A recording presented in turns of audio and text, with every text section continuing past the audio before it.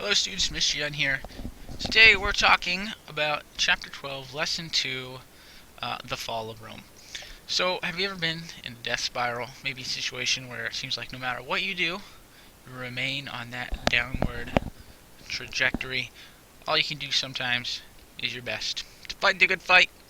And we'll see that even though there are multiple leaders that try to get Rome out of its death spiral, they ultimately failed. However, some goodness remained, and the legacies of Rome are still felt today. So the last five good emperors, uh, the last of them was Marcus Aurelius. After Marcus Aurelius, his son Commodus ruled, and, well, he stunk, and that's why it's the five good emperors and not the six good emperors. Basically, what followed after Marcus Aurelius was a period of chaos, a downward spiral, that led to the fall of Rome. So in the period after Marcus Aurelius, the government became weaker and the army became stronger. The rulers of Rome had to pay more to the soldiers to basically keep them loyal and maintain their power. There ended up being a period of civil war with Roman legion fighting Roman legion in one span of 50 years. There were 22 different emperors in Rome, with most murdered by either their army or their personal bodyguards. The everyday Romans suffered as well. Traditional Roman values were no longer honored. Values like courage, duty, and honesty. Few talented people wanted to serve in the government because it was so corrupt. Support for education declined, and therefore education declined, and many wealthy Romans just stopped paying taxes. A very large portion of the population was also enslaved. So the weakened government led to a weakened economy. It was no longer secure, or trade was no longer secure, as it was constantly disrupted by either internal struggles like civil war or even foreign invaders. Food prices skyrocketed, and people had less disposable income, that is, money to spend. The government tried to fix this by coining more money, which never really works. It leads to inflation, meaning that the money is worth less, and now everything costs more.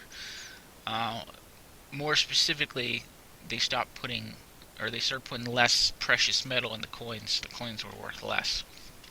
Some Romans stopped using money altogether in preference for bartering, which is, I will trade you for this. Like, I will fix your car if you do my taxes for me. Except back then, maybe it was, I will give you food for a new shovel. Let's see, on the topic of those foreign invaders, it was mostly the book does mention that there were Persians encroaching the east, but the real problem for Rome was Germanic tribes coming in from Europe. They were encroaching on the borders of the empire. The government actually started to hire Germanic tribes to defend the borders, but these mercenaries had no loyalty to Rome. They were loyal to the almighty coin. There was a Roman general who tried to stem the tide of what was the downward progression of Rome. His name was Diocletian, and he became emperor in AD 284. He made reforms or changes in an attempt to help defend the empire and improve the economy. He had a series of forts built along the border and set maximum prices for wages as well as goods. Most people, however, would not follow these reforms, as Diocletian just did not have enough power to enforce them. There's the man himself, Diocletian. So when Diocletian left office in AD 305, there was more chaos. The things stabilized in AD 312 with Emperor Constantine. Constantine moved the capital from the city of Rome to the eastern city of Byzantium, which was renamed Constantinople. He worked to enforce the reforms of Diocletian, but the empire continued to decline. His successor, Emperor Theodosius, decided the empire was too large to govern effectively, and split it into east and west. This is a big turning point in history. In the Western Rome, the capital of the Western Empire, Roman Empire, was Rome. So here's the West, there's Rome. In the Eastern Roman Empire, the capital was Constantinople, right there. So now two different empires. Now this is actually where problems accelerate. In Europe, there was a problem with Huns, a fierce group of invaders from Asia. You may have heard of, like, Attila the Hun. Many people were fleeing this threat.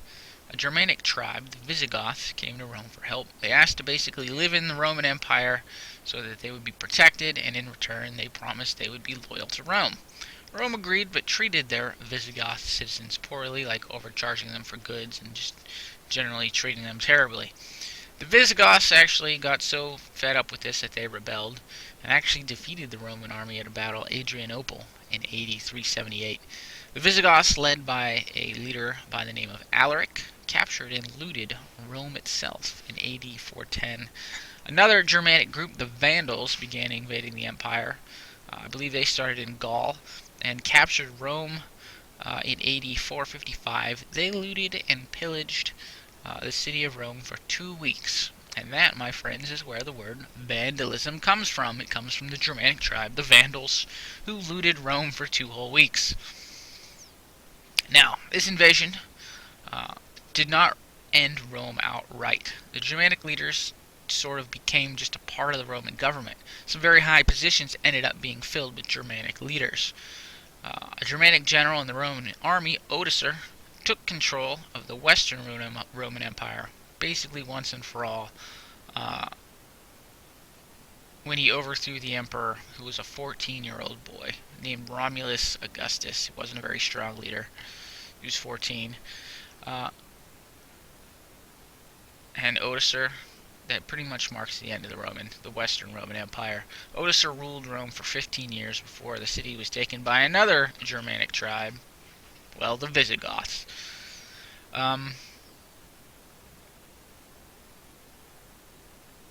The Western Roman Empire was replaced by a number of basically Germanic kingdoms, but Rome did not totally disappear.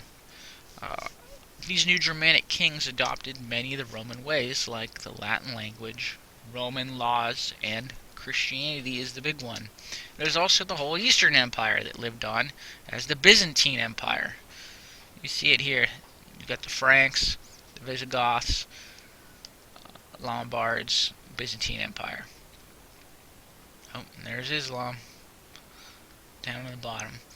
The legacies of Rome still surround us. We talked somewhat in depth about the Latin language and Rome's influence on law and republican government. Many alphabets have roots in the Roman alphabet, and many buildings, particularly government buildings, have designs with arches and vaulted ceilings that are based on basic Roman design. There's also Christianity, a major world religion, in large part spread by Rome. See, Christianity became the religion of Rome under Theodosius, who split the kingdom, and Rome provided a safe and easily traveled environment in which Christianity could spread. That system of roads, maybe not the safest, but safe enough. So that really spread Rome, and when it became the official religion of Rome, that meant that they basically made the infrastructure and organization that would become the Roman Catholic Church. So the Western Roman Empire has fallen, but the Eastern Empire continued to thrive. Tomorrow we learn about the Byzantine Empire. Next page is quiz. It's your basic quiz, 10 points, 5 questions, multiple choice. And yeah, tomorrow Byzantine. If you have any questions, let me know. Otherwise, have a wonderful day.